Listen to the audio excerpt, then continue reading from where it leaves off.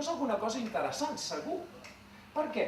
Ostres, perquè la sorra d'una platja, de fet, ha sortit... La xerrada que hem fet avui aquí, a l'Escola Politècnica de Manresa, tenia com a títol Tresors amagats a la sorra i l'objectiu era explicar que a la sorra de la platja, d'un material tan comú com aquest, hi ha un grapat d'elements químics amagats que amb unes poques manipulacions, diguem, químiques també, pots aconseguir extreure amb una relativa facilitat. La platja és un lloc meravellós i coexisteixen tres fases.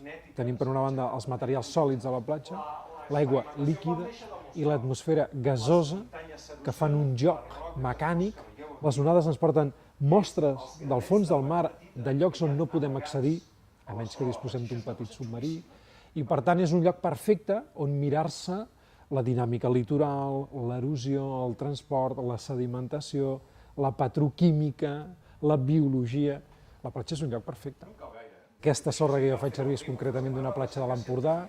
Hem tret petites partícules d'or, és a dir, palletes d'or microscòpiques, però que hi són, per tant, un element químic. Hem tret també trossets de perdigons de plom, un altre element químic, en aquest cas d'origen antropogènic.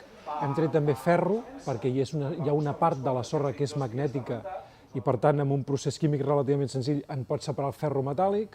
Hem tret un aliatge de ferro i níquel i també, per exemple, a partir de les conquilles dels mol·luscs que hi ha a la platja, tractats amb àcids, etc., hem tret un nou element químic, un metall que és el calci, un molt rar i que es veu molt poques vegades.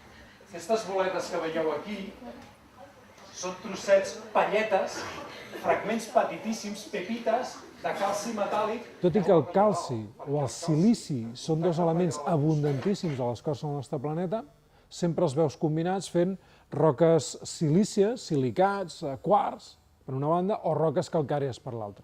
La separació química és un punt difícil, té una certa dificultat, i aconsegueixes calci metàl·lic, que s'assembla a l'alumini o al magnesi, però que s'oxida molt de pressa a l'aire, o, per una altra banda, aconsegueixes silici elemental, que és un semiconductor i que convenientment refinat i en grans quantitats és el que serveix per fer tot el món de la informàtica que tant ens agrada. El calci l'hem cremat i hem aconseguit una flama d'un color vermell, subjectivament molt maco. Tant és així que, per exemple, el calci, el bari, l'estronci i alguns altres, el sodi, es fan servir per pirotècnia perquè són aquells que ens fan aquelles flames, aquells punts lluminosos tan macos que tant ens agraden dels piromusicals, per exemple.